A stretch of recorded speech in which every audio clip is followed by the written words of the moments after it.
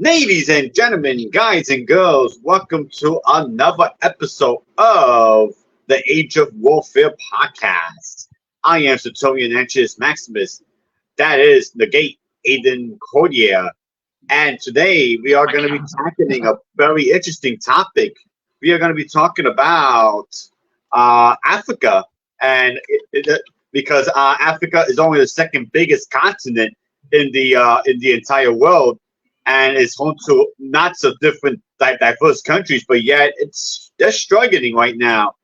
And the history of Africa has been pretty complicated, so to say. So me and Aiden are going to do the best we can to tackle why is Africa still struggling, whether it's Zimbabwe's hyperinflation, South Africa's recession, the Congo, Northern Africa struggling, Nigeria struggling. So we're gonna get in. We're gonna try to cover as much as we can. But as always, before we get started, Aiden, my friend, how are you doing today? I'm doing well. A little bit tired because I had work early this morning. So I was up early, but still, it's not too late. It's a normal time to be awake, I think. Yep, pretty much. my hours are all messed up at the moment. Yeah, apart from that, I'm doing pretty well. But our weather here is pretty, as I always do, the weather report. It's pretty crap today, to be honest. It's raining with the sun out. Why? How does that happen? Yeah, it's hot out here too. As you can see, I got the fan blowing on me. So yeah, that's fun. But I'm used to it already. So I mean, other than the weather, everything is really good right now.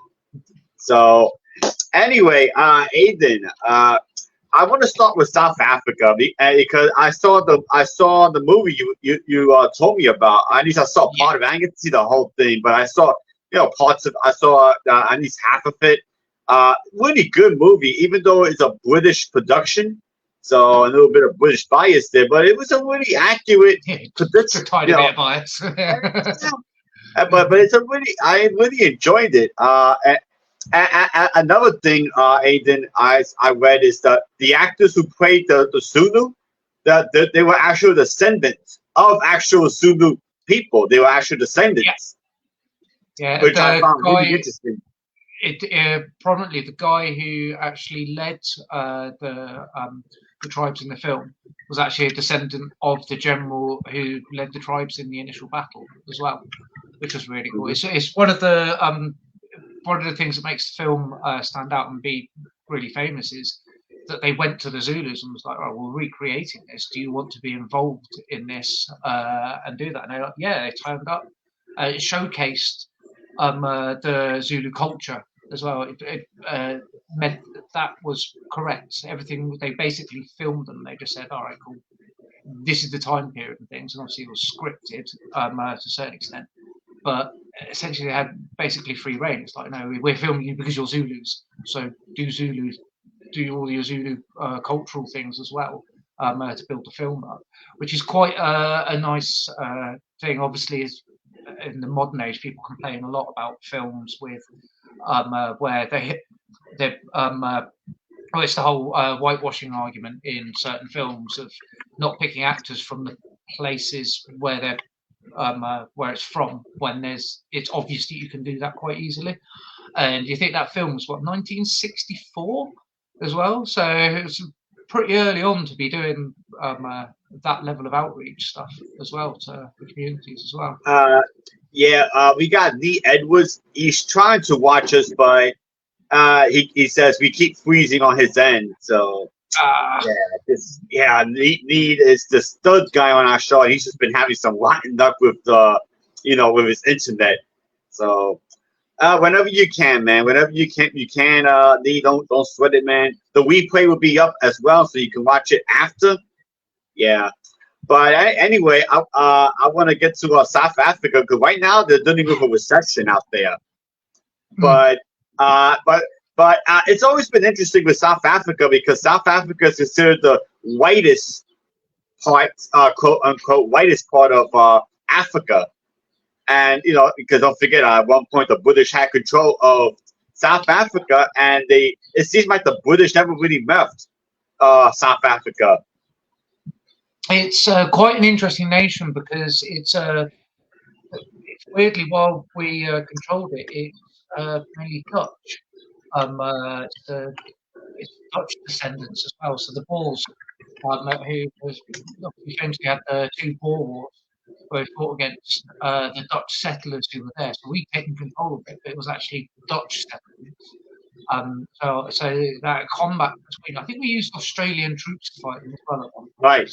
Because they're weirdly closer. So I can't remember the reason for it, but it was a decent reason.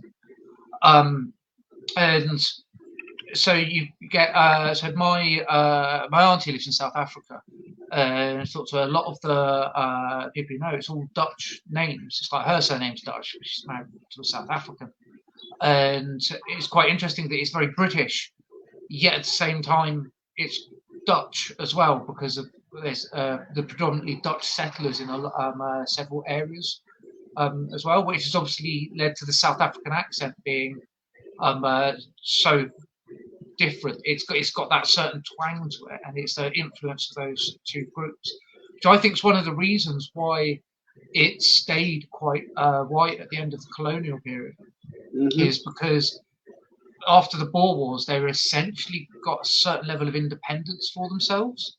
Right. Which meant that they were sort of halfway there as a separate nation, and they'd integrated to a certain amount with the locals, partly due to the Boer War, and that meant that you then ended up with this pre-built ruling class of people who weren't actually the colonial people in charge. It was those spots were filled by the white people who'd settled there.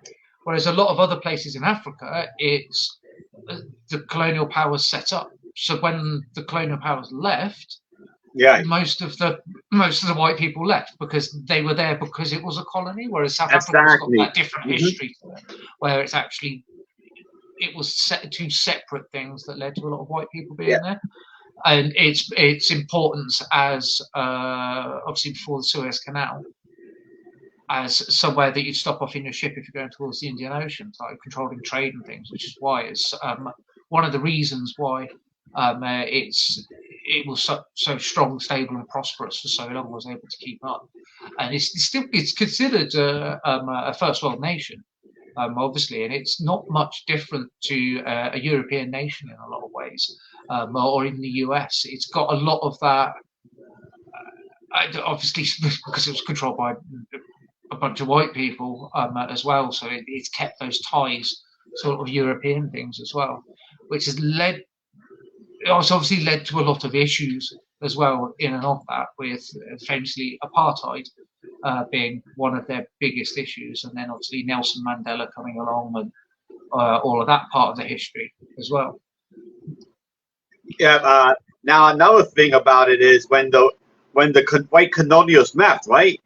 You had another the natives still there, but the problem is the white. You guess who was the educated people? Guess who were educated? The white colonials. The natives were not very educated, so when they eventually got independence, it was a very rocky road because you had uneducated people taking office. Because the Aboriginals were good at military, so they usually ruled with iron fist, like the ancient tribes there, like the Zulu tribe, which we're going to get into. So what happened was you put an uneducated person there, he's not going to do very well because he just doesn't have the education needed to run a proper government. That or he's going to know how to be corrupt. And that's probably a big problem with a lot of African countries. Since education is not very strong in Africa, you get a lot of corrupt leaders, or you get a lot of leaders who just don't know what they're doing. It's quite interesting when you look at a lot of the military dictators, especially in the 90s, right, and the amount of them that were actually trained. I got a good one. The Gia. Yeah. They were trained at Sandhurst. They were actually trained by the British military as well. So they had their educations. Their education at Sandhurst isn't just military education. You can actually go to Sandhurst when you're 16 and do that part of 16 to 18 education in this country. you can do that at Sandhurst. So you get a formal British education through that, and then military is why they're able to then become dictators. Then obviously, as you say, they saw themselves as, well, we're better, we know this, and then corruption hits in, and they're like, well, no one can stop us because we can do this. And then you get regimes that fall apart. You end up with civil war. The other people take over, but they're often just as corrupt as the ones that they kicked out. But one of the worst bits about it is when a lot of obviously Africa was divided up by colonial powers, completely ignoring the tribal lines as well. It's one of the big problems in Nigeria as well. But in the very north and the very south, where it's a separate group of people that are lumped into the nation. The problem happened to protect the smaller tribes in the area from being killed by the bigger tribes when we left our places. We often put the smaller tribes in charge, but the only way they could control, obviously, as you said, is ruling with an iron fist to stop themselves getting killed. But then they're corrupt, and that's why you end up with these recurring genocides, because then people go, when they finally get them out of power, there's very few of those people, and then so obviously the major ethnic group then goes after the smaller ethnic group and tries to wipe them out, and so that smaller ethnic group might move to be with other similar ethnic groups or old tribal alliances as well. But then they're moving into another country that's got exactly the same problems going along, and then they end up being part of a major ethnic group in another country, and then they're the people committing the genocide in that country because they're tied up with that. Not specifically the people committing it, obviously, but with the group of people that are doing it. So you end up with this problem that then gets moved. It's like the problem's never solved. It's just shoved around everywhere. But it's the borders are a lot to blame, to be honest. Now, I'm going to throw a curveball at you. Because remember we did Latin America and how the Spanish were moving with iron fist, and that's why Latin America is suffering because of. And then we said the British, when they went to America, they were able to build successful colonies, and it became the United States. They became very successful. It makes you think: how come the United States became successful, but yet the same British colonies in Africa haven't really became any successful at all? While the United States is, thriving compared to South Africa and the other British colonies. What do you think that might be? It's a weird one. So one of the quirks of the British Empire is a lot of the other ones, like we said about the Spanish Empire, because they started earlier. It's like the Portuguese Empire and the Spanish Empire. Yeah. The Dutch and us, Italy, we were focused on trade as well. So you have the small Italian Empire in there. The Germans have a few places in the Far East, which is actually part of the whole. and the I think it caused World War II with Japan. And the reason I say this is because you can actually point to a country that is doing good, Morocco. They're actually doing pretty good. It's actually one of the most successful countries in Africa, Morocco. And one of the reasons for that is because they rely on a lot of tourism, and that's one of the other things that you get with these places is they rely on the tourism coming in because that makes money from it in those places, because Morocco realistically doesn't have much in the way of solid resources, so it's relying on that. And if you're relying on people coming to your country because of that, you're going to stamp out a lot of criminal activity, because people aren't going to go visit a country if you're going to get mugged every 5 seconds. You're going to get very few people. You can't sustain an economy on that. Whereas a lot of the sub-Saharan nations have a lot of resources. So obviously, about blood diamonds being a big thing. South Africa, mining in South Africa, it's where Elon Musk has his money from, because his dad left him a diamond mine or whatever it was. And that's one of their big prominent things they have of all of this mining, to be able to get the wealth out. But the problem is you get disreputable people that go in and work with the corrupt regime to be able to get all of these mineral resources out, and they don't care what happens to the people. So their economy is based on selling, getting the resources as cheap as possible through slavery, and overworking people, and then selling them on for as high a price as possible as well. Whereas obviously you've got Morocco, you've got a tourist-based industry, so you can't have all of those things as well. You have to be very careful with how you treat the tourists, otherwise they're not going to turn up and your country collapses. So it gives the impetus is slightly different there as well. And it's one thing that's quite interesting. But Morocco is also their spice trade as well. It's very well situated as well, and it's ex-Roman as well. And the large parts of Morocco, it was in the migrations after the fall of the Western Roman Empire. You had the Vandals that went through Spain and then ended up in North Africa later on as well. So you've got a strong connection to Europe that isn't Europeans turned up and went, oh, we're going to have your country now. It's that all of that happened at the same time that European countries were being formed, and it happened to the same group of people. So they always had this sort of economy going up and down as well. And when it was part of the Islamic Caliphates as well, it's very well situated for that as well. It's just as good as Spain from that angle. And it was pretty much the same caliphate as well. So they had a continuing history of being part of prosperous nations and empires as well. It's like a big chunks of North Africa were the same, like Egypt as well. It's like Egypt does have its issues. Obviously, it relies a lot on tourism as well, but it's because of where it's situated. It's got the Suez Canal. It's got the link. It's the link to Asia, so it's on a major trade route.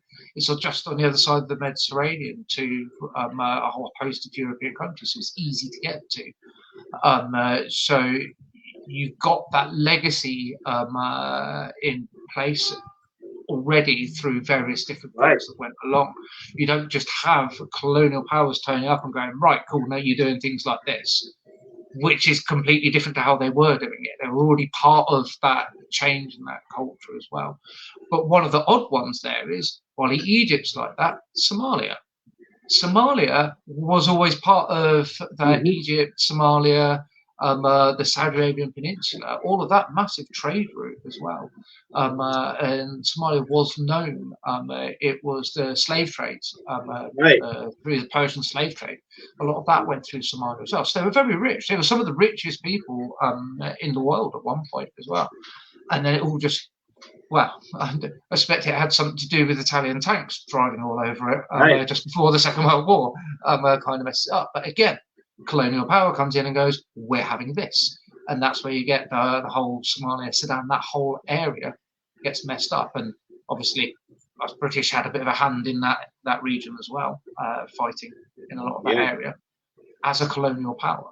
So it's weird when you look at it as specifically as a colonial power coming into it. I think that's what the difference is. Whereas India, because of how far away it is, we had very few people in charge of India. We made alliances with all of the different nobles, different noble houses, and we got them to carry on, and we essentially had a treaty because we were there for trade. All we wanted was resources at good prices. We didn't care how they got the resources and sold them to us, which is where you get the really crappy bits of the empire from. But ostensibly, they're there for trade. We're not there to squash them into the ground and do it ourselves. We get them to do it, and then we buy all of them.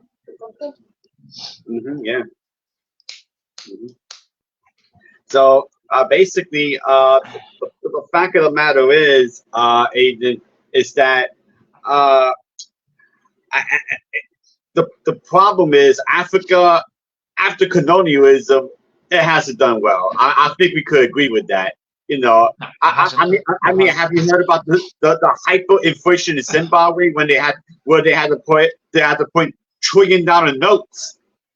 Trillion. Yeah. And it's and this is the other issue that you get is it was, if you go back to sort of the 1970s, 1960s, 1970s, you have Rhodesia. And Rhodesia, this is another reason with a lot of people in South Africa, a lot of the white people in charge, who have a hatred for a lot of the black farmers from certain areas because they had their land taken off them in a war. so they have sort of a legitimate reason to dislike those groups of people. So as soon as they get any measure of power, they're going to try and get revenge. They're going to try and get their land back. And so obviously what happens in Zimbabwe was they were like, right, cool, we'll get rid of all white farmers, because it was easy to blame the smaller group of people. And the smaller group of people were the minority group. Yeah. But the problem is that the white farmers, because they controlled the land, they were the people who could run the farms. Yeah. The people working on the farms could do the job. They knew what they were doing when they had the jobs on the farms, but they were never given that opportunity to run the place. So you ended up with a lot of those farms being taken over, but there was no one to run them, because obviously all of the black farmers who could do that already had a farm. So they couldn't take on another one very easily as well. And you end up with this situation where you just completely tank your economy. So because you're getting rid of a segment, an educated segment of the population who's financially, it's like you think about any country, you start getting rid of large amounts of farmers, you end up with massive issues. Soviet Union in Ukraine, with Holodomor, when they were completely messing around with the farming. Breadbasket of the Soviet Union, lots of grain, where it all came from, and they ended up with a famine, because they completely messed with the people who could actually run that thing rather than having a transition of it. And there are ways of doing it as well, because obviously there's a lot of anger towards the white descendants of colonists who still own the land. And it's like, well, it's understandable why you'd be angry. But at the same time, it's throwing the baby out with the bathwater. You end up creating problems. Yeah, and it's with Europe. They haven't had a chance to fix any problems. They just haven't had long enough before the next problem comes along. But now, here's the kicker. In Zimbabwe and other parts of Africa, the black farmers eventually did get control of the land. They eventually did get to farm, but yet they had no idea what they were doing. So they never really. So unlike the white farmers, they never tended the lands properly, and as a result, you got famine in Zimbabwe because the black farmers took over. But then again, going back to the lack of education, they lacked education. And so even though they criticized the white Brits, but they had enough food when the whites would take. Now when it was their turn to take over and farm, they didn't know what the hell they were doing, because again, the lack of education, and because the leaders of those particular countries were corrupt. All they care about was that feeding themselves. And I think Zimbabwe might have been one of those countries that blocked trade from other countries. And that's another thing about Zimbabwe. They block trade. They want to do business with every other country. They try to be, what's the word I'm looking for? They try to build an economy based on themselves. Isolation. It's the concept of isolationism, which only really works in some places. So the US before the First World War was very isolationist, and that was why the US came to the First World War very late. Again, after the First World War, coming up to the Second World War, again, exactly the same thing. But the US has got everything, and it's a very, very big country, so it was able to sustain itself. It's everything. If you think about it, so many different climates. You've got wood for building things. You've got large areas of prairies and massive areas you can have ranches on, so you can get meat. And then you go up into some areas like Nebraska, and then you've got large areas for growing crops. You go up into, say, the Pacific Northwest, and you get weird stuff because it's the Pacific Northwest. But there's a lot of fishing centered around that area, obviously up and towards Alaska. So you've got all of the different bits that you need to be able to sustain the economy. But unlike, say, Britain, we can't be isolationist. We can't actually support ourselves. We have to buy from other countries. We're forced to do that. Now, so as you say, as soon as they cut themselves off, they sod themselves over. Now, I put a video on the Knife saying. It's just a good video, Aiden, on the Book of Silent group. The worst economy to ever exist. It's a good video on YouTube talking about, because once upon a time, Zimbabwe was the breadbasket of South Africa. They were the biggest producers of crops. and yet they went from that to the worst ever economy. Aiden, to print trillion dollar notes, and still fail. It means something something went terribly wrong. So one of the interesting things about it, so there's two analogies that you can look at. So obviously you've got Germany after the First World War, where it was you'd burn your wages for fuel because by the time you went to buy the fuel, the price had gone up so much that your wages didn't mean anything. So money ceased to mean anything. Hence why they had to have their whole economic revival. And it's why there wasn't so much pushback against the Nazis when they first came in, because they were trying to improve the economy. And obviously all the countries wanted their reparations, so they wanted the money coming in. Obviously we know how that ends. But the problems you get if you've got a Zimbabwe and you've got a corrupt government, you don't get rid of that corrupt government, nothing is going to stop the inflation. You can keep resetting the money, but the money is still worthless at that point. It then has a knock-on effect to all of the other countries. You say it was the breadbasket. So you're saying about the recession in South Africa. If Zimbabwe is having problems, then South Africa is going to have problems. And people from Zimbabwe are going to go to South Africa because it's better. But then you get an influx of people who don't have anything, don't have money, and are looking for work. You get in migrant workers who will pick up anything they can to have money to buy food, which destroys their economy. It's really a tragic story, Aiden. It really is a tragic story. Because India, which was a British colony, and Pakistan, they've gone on to actually innovate themselves. And Indians are you got some of the really successful Pakistani and Indian businessmen out there. What was the last time you ever heard of a Zimbabwe successful businessman from Zimbabwe? Yeah, it's you get other problems as well where you get lots of corruption. So it's sort of like Nigeria, and obviously you've got the whole Nigerian prince.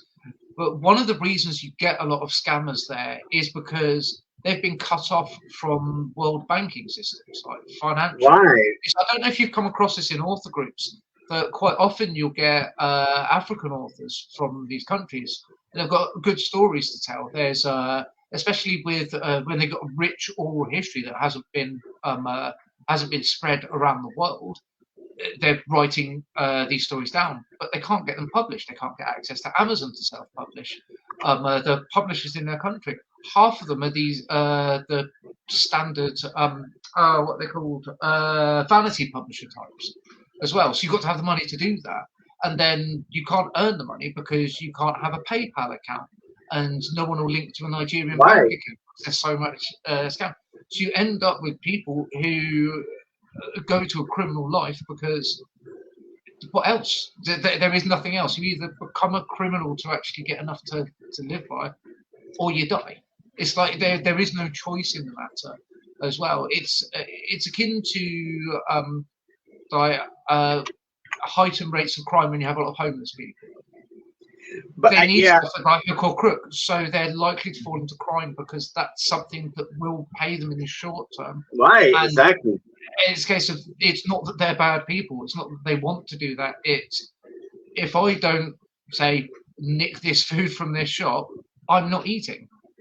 It's you end up with those sort of situations, and that when you got that happening, how do you break out of that? Because even the charities, when you've got a corrupt government, will send all of the stuff out there. I remember our church used to do, I can't remember when it was, but every year used to get a shoebox and used to fill it full of things that would then be sent over. So the children in small communities, they would have that. So you put in things like a book that would help them like in their schools, or like pens, pencils, stationery type of things, because obviously schools don't have the money to get stationery, so then that helps them learn. Then you put in something like small soft toys for the small kids and things. But there was a list of things we weren't allowed to put in there, because if you put anything in there that looked vaguely good, they would just steal the entire truckload to get that one item to search the boxes and then throw the rest away. So the stuff would never get there. So with all the best will in the world trying to help those people, you then have the corrupt government standing at the border and then just taking away all of the help and then using that money, and then so people then don't donate anything, which then means they then don't have anything, and then the government cracks down on the people because they've got no other source of income anymore, and yeah, you end up with a vicious cycle of corruption and violence as well. It's incredibly sad as well, especially when you look at, say, some of the Maasai as well, and there's a large Maasai tribes who live their traditional lifestyle, and they're happily getting on. But the problem is right? their lands are getting taken over, and with climate change as well, it then becomes difficult for them to get water. Now, the funny thing is that if you really go back in history and you really dig, there was actually those countries like Nigeria, Guyana, and all those countries in West Africa. They were once upon a time they were all part of a great empire called the Songhai Empire. Look up Asiki the Great. Yeah, Asiki the Great. One of the most successful kings of that particular region. It was a really rich empire once upon a time. So, not an empire you hear too much about the Songhai Empire. No, you don't. Yeah, but again, going back to the Western bias. Yeah, I bet you didn't see that one coming. But yeah, that was a real empire. It's Ghana's one of the places. Ghana's quite an interesting country, actually. I did Model UN when I was at school, and we were given Ghana to do. So I did some research on it. And over the years, I've ended up working with a few Ghanaians, primarily over here studying, or they're sort of second generation. And over here, and Ghana was actually insanely rich because they had a lot of gold mines. They had, like in South America, where gold was like steel was in Europe. It was, you could basically get it anywhere, type of thing. So it wasn't such a precious resource. But there were some of the richest monarchs. And one of the things about that coast as well is the Greeks travelled there and traded with them. The Romans travelled there and traded with them. So they were an empire. They were a group of people who actually had and were on that level of the greatest ancient Greek cities of the Roman Empire.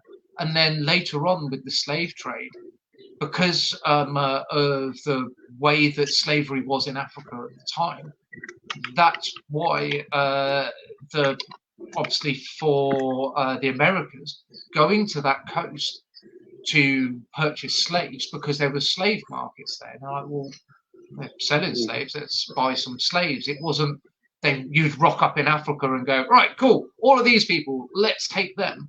It was you turn up and you'd buy them. But the problem then that they ended up having, obviously, was that you then created a very big market for it. If you're going to go over and buy lots of slaves, well, then that's an incentive for these people to get more slaves. Slaves came from warfare, very like the Romans as well. You go to war, you get slaves, and then the slaves would run the economy. And it was very much like that. And it's obviously the form of slavery changed a lot in the Americas. You end up with chattel slavery, and then obviously all of the stuff that most people know that there's something about. But it's that prosperousness that they had. And one of the things, obviously, it was slaves with guns, because then once they had the guns, they were then more powerful, so they could take over more areas, they could have more warfare, and you end up. It's like taking a nation that's on the brink of collapse and then selling them 2,000 AKs. Like, what do you think is going to happen? You're going to end up with a civil war and a lot of people shot. And then, obviously, after civil wars, you end up with absolute nutters in charge. Like, nearly all civil wars end up like that. The US is very weird in the when their civil war won, the person in charge wasn't actually as much of a nutter as you often get. You look at it, Cromwell. There's so many stories about Cromwell. He was like, when we reinstated our monarch, we dug up his body, put it on trial, and executed him. He'd been dead for years. We still did that because he was such a nasty piece of work. So it's not the great Western nations or European nations. We went through the same thing. But a lot of Africa, it's more recent. it's as I said just before the podcast, is they were having this strife. Colonial powers came along, took advantage of the situation, took implanted themselves on top of it, dealt with it all, and Now, then left. So it then just started up again. So it seems really modern, but it's not. It's the same things that never got sorted out from before. now we're gonna get into some geography here. Now, because Northern, why you think countries like Northern Africa, Algeria, Libya, Egypt are all richer? You know why? Because they're right next to the Mediterranean Sea. That's why you hear more about those countries, because the Romans took them over because of the Mediterranean. And you know, the world never got to know, never really got to know Egypt because of the Saharan Desert. The Saharan Desert was actually a natural barrier that blocked Europe from the rest of Africa. Just like we might say, Afghanistan blocked the Western world from getting to China. Yeah, like the Saharan Desert was like Afghanistan. Like if you try to go past it, you were dead. It was like a void. It's like back in those times, it was like the great void. And this is like one of the things, obviously, one of the themes of these episodes is about our Western bias, things that we don't learn about. And a lot of those African nations had a great oral tradition. Now, one of the things is like all countries have an oral tradition that then eventually becomes a written tradition at some point as well. But if you go to anywhere in, say, Europe or even the US as well, so I mentioned the Pacific Northwest as well. I listened to a few podcasts. It's quite famous for sort of cryptids and people looking into things like that. And there's a lot of the stories from that area. And there's a lot of them that are connected to a lot of the native tribes who were in the area as well. And that's another oral tradition that stayed as an oral tradition and never got written down. There are various reasons for it for different peoples. Like sometimes writing it down you're not allowed to do because it's seen as bad to write it down for various reasons. Other times it's just never done. Other times it's part of the tradition is sitting telling stories. It's the campfire story concept that we still have culturally in Western European nations. We sit around a campfire and you tell a story, and it might be a story like about something that all of the people around that campfire did. Each person would tell it differently, but no one will correct those people, so it changes over time.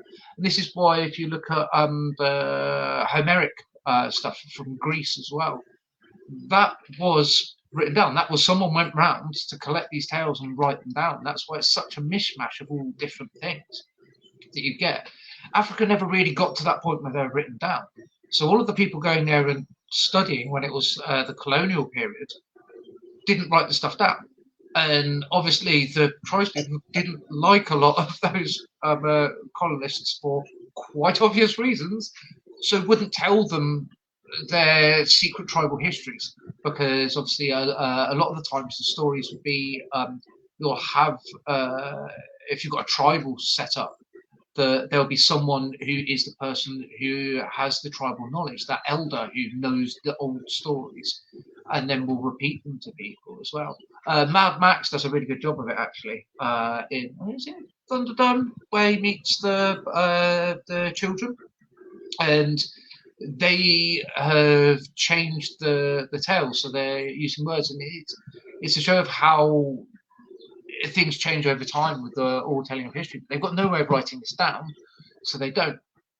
So you end up with all of this history, and then you end up with a lot of people being killed for various reasons. Obviously, disease runs rampant. You end up with war. After war, you get more disease. And the people that know those stories then end up getting lost as well. And then, as I said, trying to physically publish those stories is difficult for various reasons. Like I was pointing out with the case of Nigeria, where no one will give them the time of day, even when you've got those stories. So we don't hear about them because we get those stories by reading, by physically going out there and reading what those stories are. But if they're not written down, we can't go out there and read them. as well, because you don't have that historical tradition. It's seen as well. They don't have any real history. They're all just these tribespeople wandering around and moving their herds around, doing the same things that tribal people always did. So we don't need to pay attention to that. That old sort of Victorian attitude towards the idea of the noble savage, idea of like perfectly nice people, very good warriors. And they're honest and they're brilliant people, but absolutely no interest in their history of those people and why they are that. So, as you said about that empire, we don't know about that empire because no one sat and written it down, and it wasn't. We only get snippets of things from Greek explorers and Roman as well later on, where we get certain parts of this. Because, as you say, you got the Sahara, so even the North Africans weren't dealing with the sub-Saharan Africans because you had this big old barrier in the way. And then as soon as you get past the Sahara, you've got jungles. People don't survive in jungles. It's like malaria. You're going to end up with a lot of people dying, which is because you know about sickle cell anemia. Why it's very prominent in a lot of the black populations in Western nations is because they're descended from the people who lived in the areas of malaria. If you have sickle cell anemia, you cannot get malaria because it cannot attach to the cells because the cells are the wrong shape. So the people who didn't have sickle cell tended to die more frequently from malaria. That's a standard natural selection thing going on there. So you can see this shift through populations of how they've adapted to those areas. But obviously, if you had sickle cell anemia and you were in Europe, well, it's the other way around. You're just more likely to die. So it's very rare. And then you turn up in an area, you're going to end up getting malaria as well. It's why Rome got rid of all of the swamps when they were building. Yeah, the marshland. Malaria. Yeah. So, but I think it's the old warfare and disease thing. Yeah, and it's funny because we're going to go to a little bit of a tangent here. If you play Civilization 3 and you have a city surrounded by jungle tiles, nothing but jungle, there's a chance your population will actually go down. People will actually start to die. So Sid Meier did a really good job portraying the idea of malaria and other diseases in jungles and all that. So the idea is you should try to clear out the jungle, clear it out. Yeah, the only time you didn't clear a jungle space is when it had bananas on it. That was the old trick in Civ 3. Sid Meier did a really good mechanic, and it's ironic because I'm in the middle of a playthrough of India where I got a couple of cities surrounded by jungles. I got to use my workers to clear out the jungle before they could really be any big cities. Otherwise, it's just never going to grow because jungle only gives you food and no shields or commerce or any of that good stuff. Yeah. Now I know I got a little technical there, but that's the idea. But now anyway, how about Central Africa? Because there's several countries. I know Central Africa is pretty bad, especially the Congo. I put some stories about some terror stories from there. So it's one of the age-old things. Obviously, the Congo is one of the places you get predominantly. This is where a lot of the jungle area is. In that part as well. So obviously, these problems appear there. One of the interesting things about Congo is the old tribal conflicts and then the superimposed national conflicts. You already have them in the Congo. Then you get the split.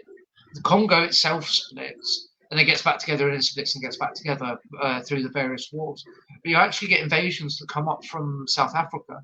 The treatment of those soldiers, well, they were mercenaries that South Africa used to keep that war going. So other nations had a vested interest to try and tweak what was going on there by sending in various mercenaries, by other means of influence where they can.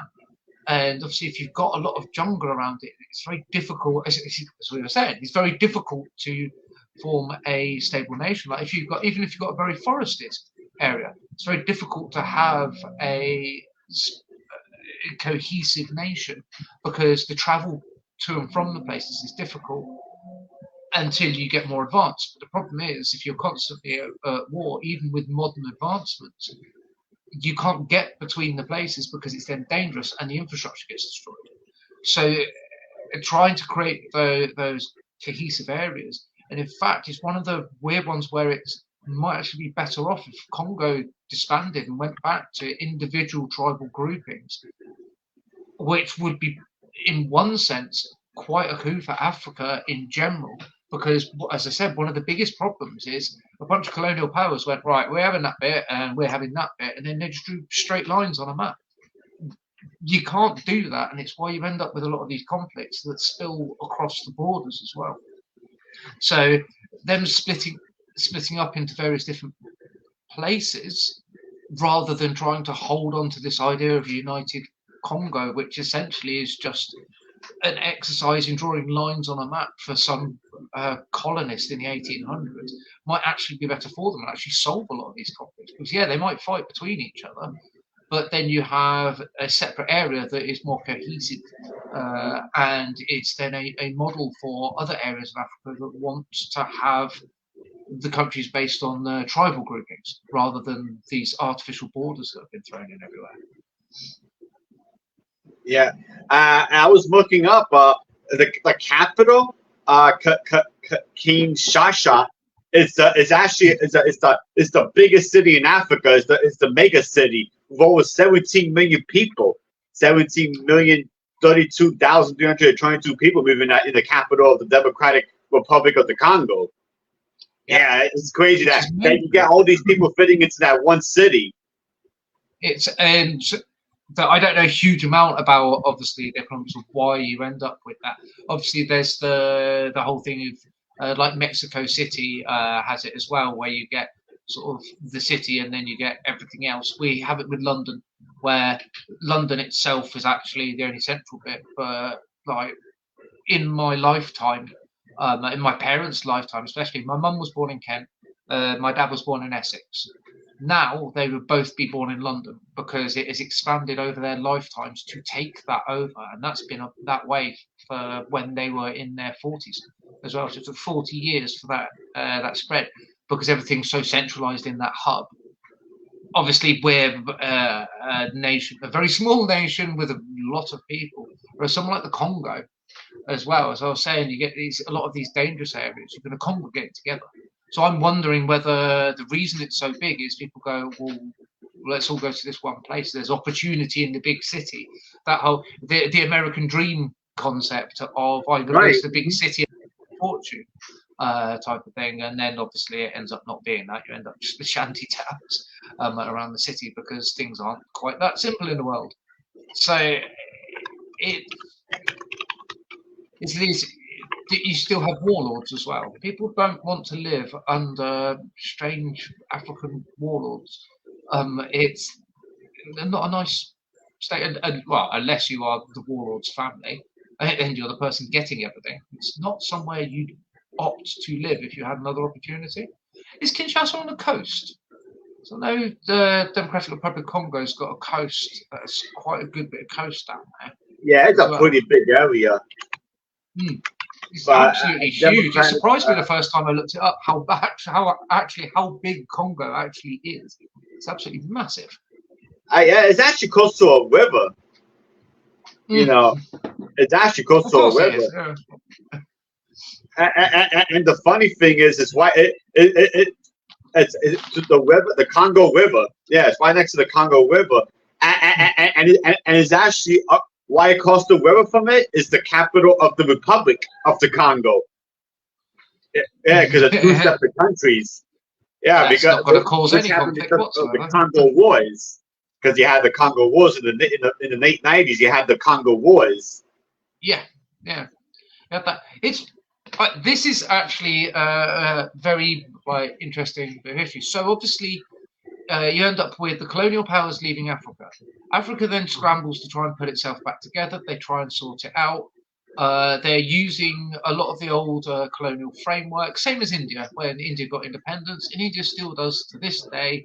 Their government system is very much based on ours, as we gave them, and they've got their rail network as well.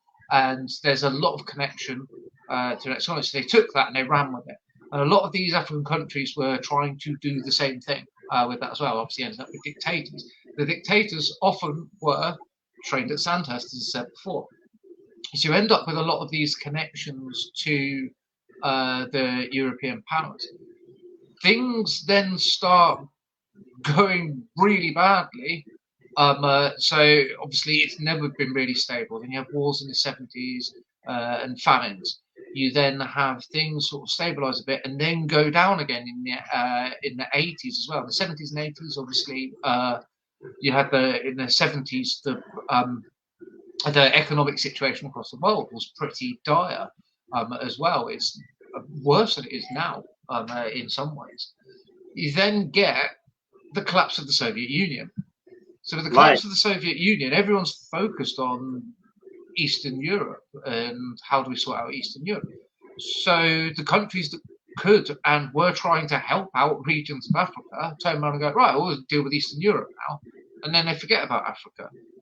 But then you've got a lot of, you then get the scramble in the Soviet Union. Lord of War.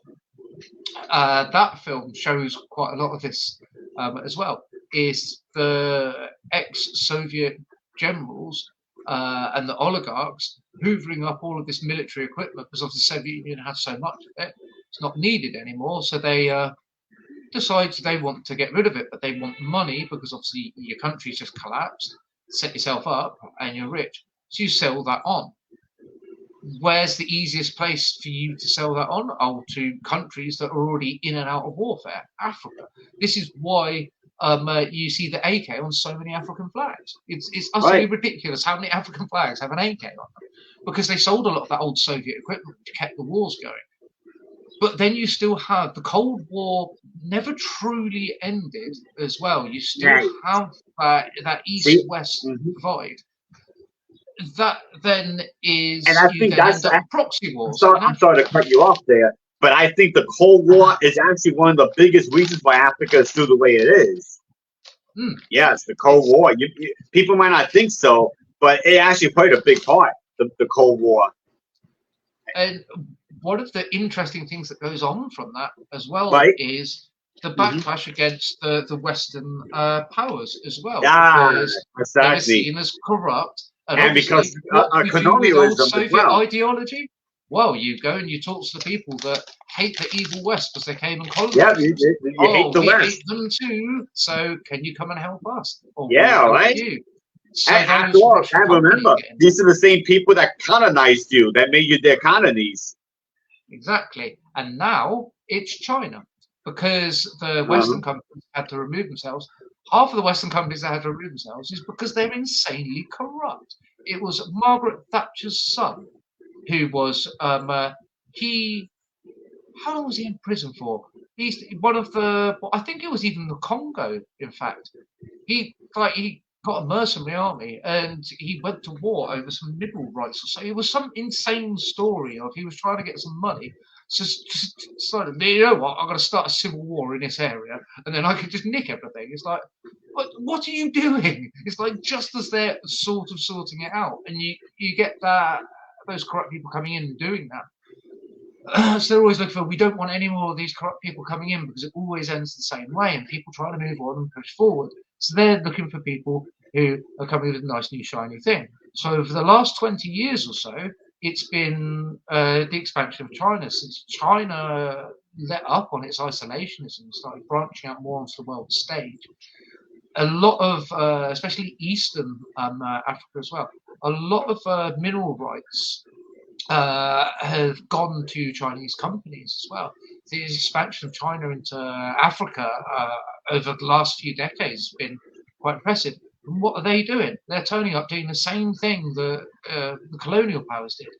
You give us all your minerals and we'll build you a railway.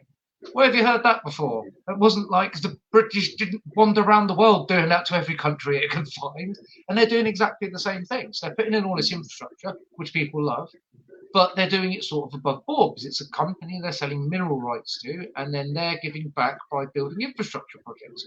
So it's not like colonialism in the sense of they now rule you and they're telling you to do all of this. but they're coming in and doing that, and they're creating that influence, and it's the resources that they're gathering from that. And we've just basically been ignoring Africa for a long time, especially with, as I said before, with all of the aids and constant adverts on TV, or give money to help out build wells and stuff like that, and we still do it to this day.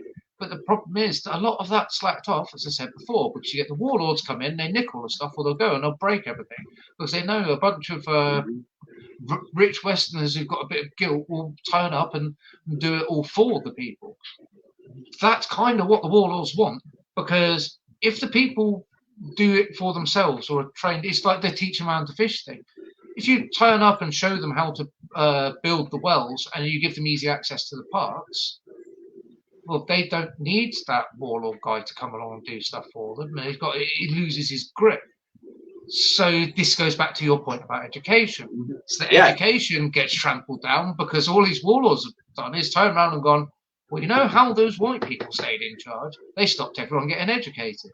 We'll do the same thing. Right. So you end up, and one more thing. A warlord doesn't want educated people because those educated people could revolt and overthrow him. Not now. If you have uneducated people, they have no choice but to take your crap and live with it, because they're not smart enough to fix it themselves. So they believe that. I mean, you might be cruel, but you know more than they do. So yeah, and that happened, and that tends to be a thing with despotism, the government of despotism or dictatorships. That's how they rule the people, by not giving them education, by keeping them dumb on purpose, so they can keep on, ruling. Yeah, and you get it even in the West. If you look at some of the more extreme parties as well, there's often a controlling interest in preventing parts of education. You have it in the US with some of the extreme right wing, where they want to ban certain books. They don't want them learning about that because that's not the thing we want them learning about. We want them to learn about this thing. So it's a slightly different bent of, we still want them to learn, but we want them to learn the other thing. So it's more on the level of brainwashing than preventing the education. Exactly. They've got a vested interest in not educating people, because people who are uneducated are more likely to look for them. They've looked at numbers. Well, if you're uneducated, you're more likely to vote for us. Yeah, exactly. So let's not help education as well. Although, to be honest, I think for some African countries, I don't think that's it. I don't think that's what's going on. I really think they just were not educated properly, and it just carried on from generation to generation. I think Nigeria tends to be one of those countries where the people want to learn, but they just don't have the resources to do so. Exactly. This is that whole resources thing that they do. Yeah. Getting the resources to learn is what helps. That's why there are a lot of projects about the UK about helping schools build up. So getting them blackboards, stationery, anything they can. Just basic teaching materials as well, old textbooks. Just because we've updated our textbook in the last 5 years doesn't mean that maths has completely changed. So they can still use that. We got Dungeon Dan joining us. Hey, Dungeon Dan, thank you for joining us.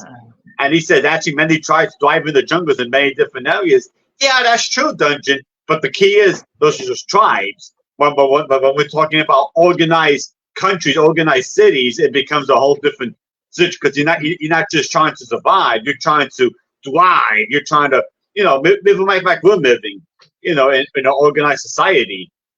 It's like, if you look at say the Mesoamerican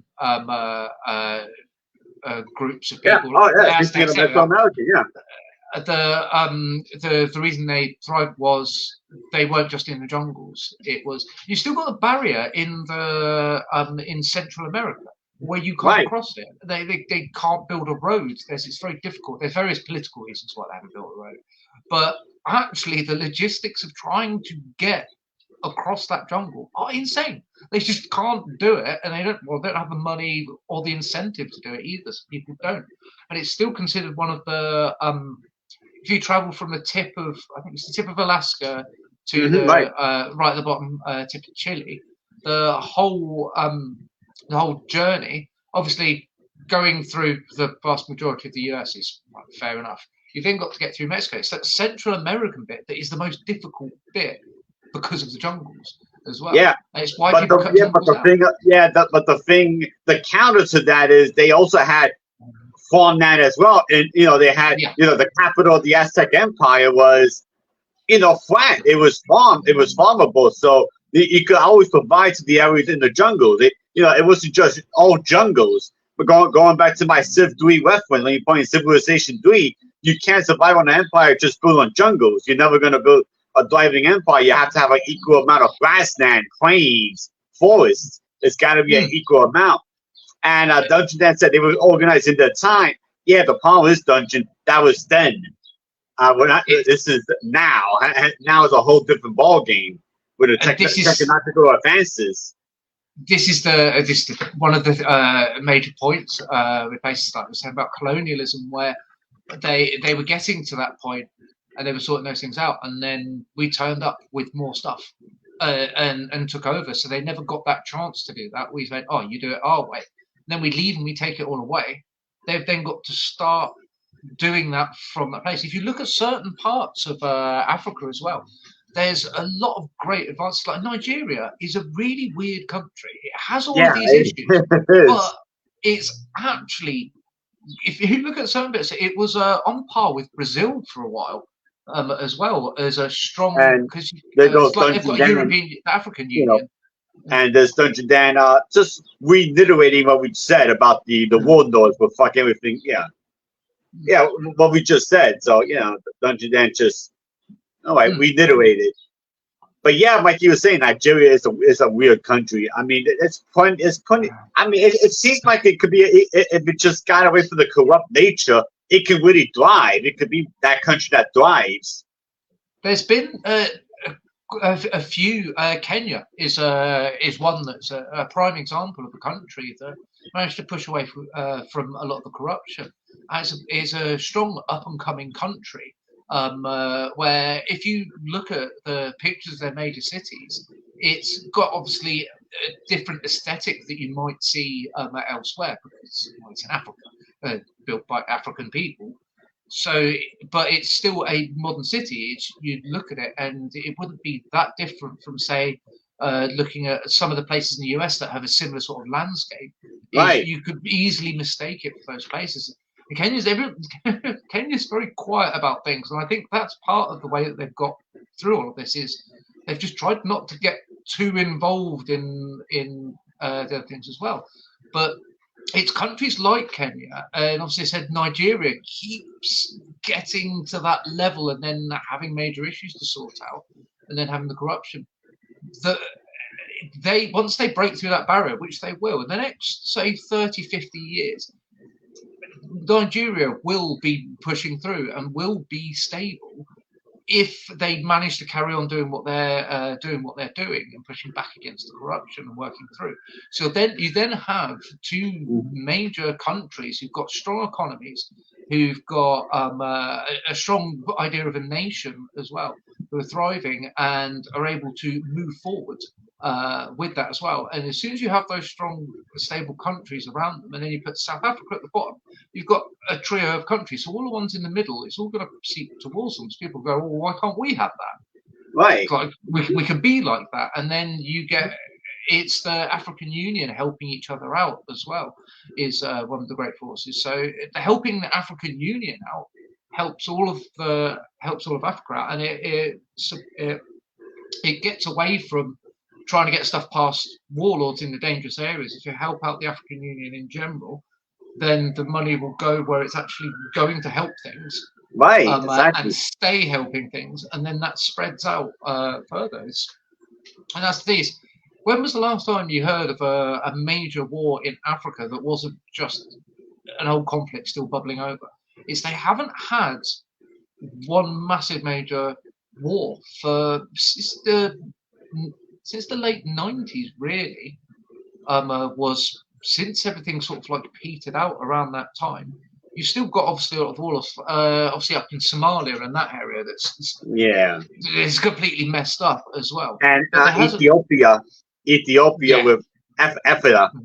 Yeah, they're fighting. But Dungeon Dance got an interesting question. What do you think Africa would be like today if the Western world had stayed away? That's a tricky question. I Ooh. mean, I mean, in one sense, I guess I don't think it's a perfect answer. I mean, you can't say Africa would be better off or not. I think in one sense it would be better off because it would be so colonized that people would have been more free.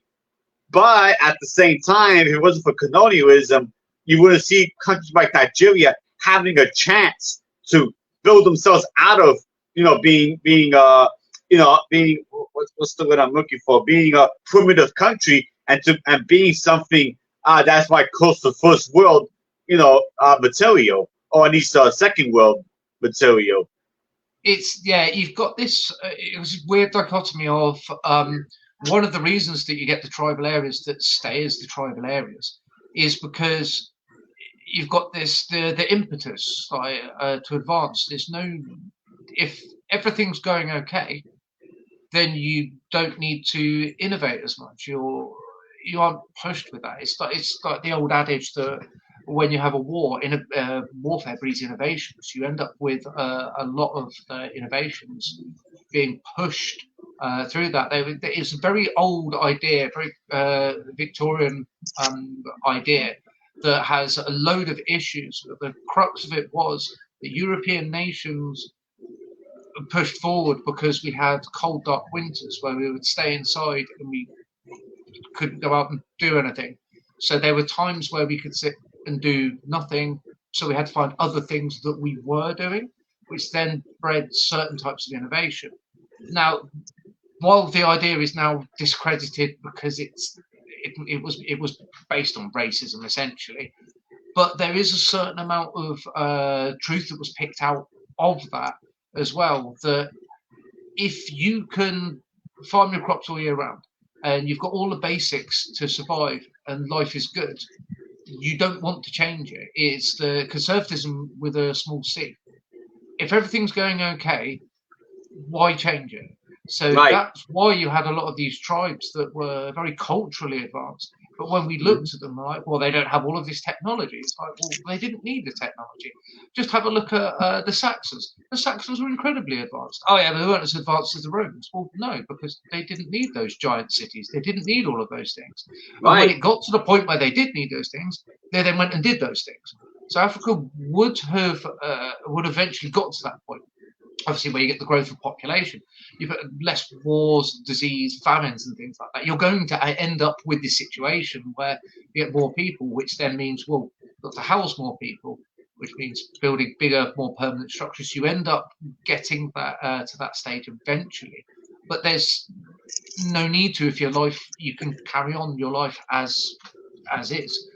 Because it's like it's the same. I have a job to pay my bills. I've got a roof over my head, and I've got food, and I get to do fun things. Like I have no need to rock the boat by quitting my job and trying to find something a lot better, or suddenly trying to earn a lot of money. It's only when my bills go up that I then look at, oh, perhaps I should try and do something to earn this extra money because I've got a reason to then. And this is the problem. It's like after colonialism, they then had a reason to sort the countries out because we'd messed their countries up.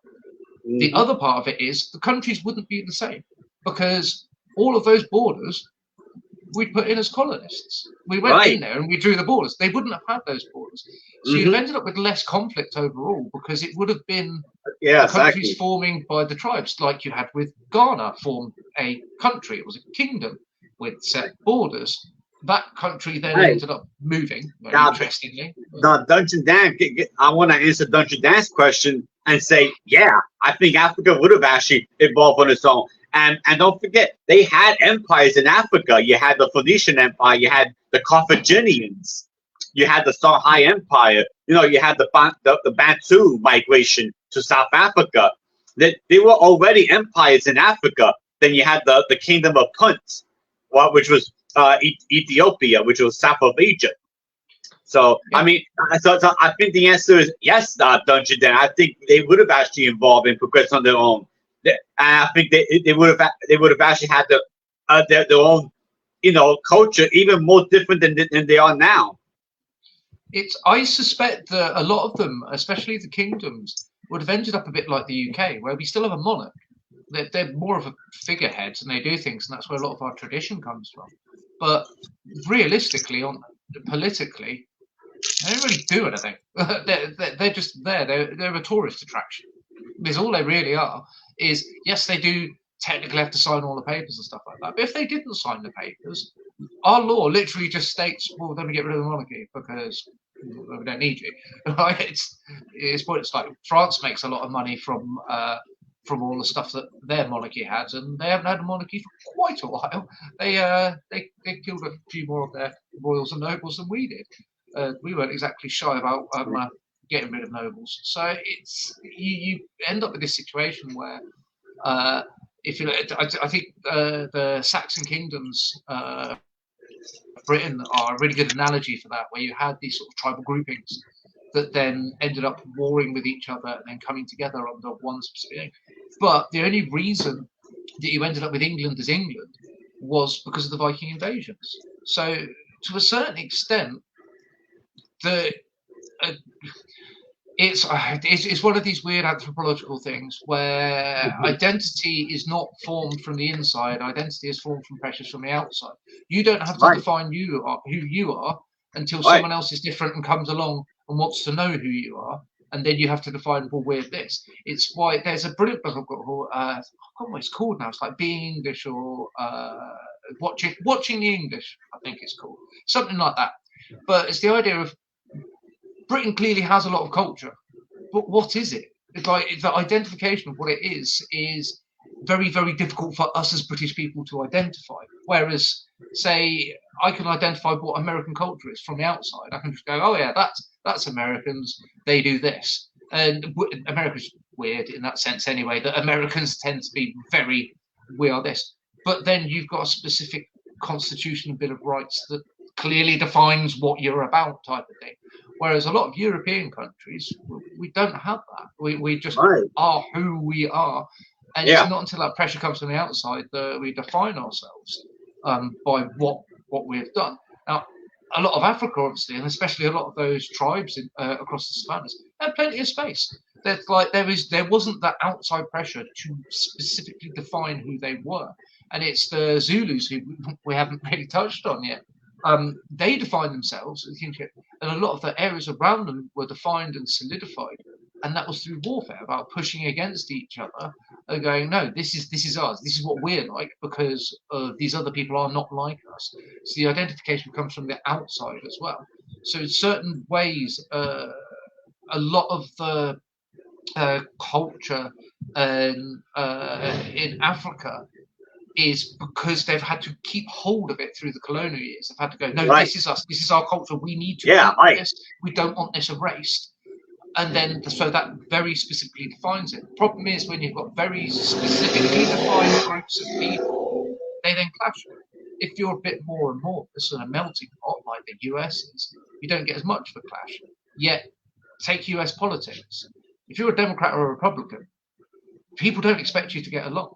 Democrats and Republicans can get along. They get along every day. It's pretty much half and half. So you're not just going to have, well, this business is Republican and this one's Democrat. You do get those, but realistically, that's a tribal mentality. You know, like sports as well. Sports, like your favorite team as well. You're defined by who you are, not. I'm like Dungeon Dance question. Would Africa be left found so today if you don't get it, you to Zimbabwe? I don't think so. I think Europe a bit less volatile if we put you two in Zimbabwe to move them out there. But anyway, Aiden, listen, I gotta tell you, we are 14 minutes above the hour, man. Wow, this was a really fun episode. And again, like I said before, I don't think we're gonna be able to cover every single one in this episode. So we might have to revisit this one at a later time. Yeah, most definitely as well. Yeah. But we are well over the hour, which is great. And Dungeon Dan. Yeah, thank you, Dungeon Dan, for watching. But before we go, and your questions as well, Dan. Your questions, man. But before we go, I want Ethan to talk more about the charity anthology because things are getting interesting with that. Oh, yes. So we had a point where obviously as everything goes along, you get a group of people together to do something, and some of them have to drop out, some of them can't for various reasons. So one of the things that Lee's been doing, because he's got no internet to do other things, is he's been contacting other authors as well. And he's brought on several more authors to write the stories as well, which means that we will definitely have those stories as well. It means that people don't have to lengthen their stories to fill up the anthology as well, which means the stories are going to be better and more succinct. You're not going to end up with too much fluff in a story just to fill pages type of thing, which was something we were worried about. That's why Dan Lee has brought on some more people as well. So there's some, and they're all. It's one of the things. I read the names that he puts up, and I'm like, I don't know this person, and then I click onto one of the many author groups that we're in, and I'm like, oh, I know exactly who that person is. Like, Yeah, so exactly. it's all known authors. Yep. Yeah. Not of authors as well. I know Dungeon Dan might enjoy the fact that you got Chris Philbrook in it, a really big author. Obviously, I'll be in it. Aiden is going to be in it. Nee is in it. We got a few more authors as well. Going in. I know Rich Restitusi is going to be in it as well. Wonderful guy. Richard Scott Baker. Yeah, wonderful dude. I know Scott Baker. He's going to be writing a story for the anthology. So yeah, plenty of guys you already know are going to be in this, and it's all for a good cause to help Nee's daughter. So so obviously we're targeting for an October release date, which says it's going to be close to Halloween, which makes sense.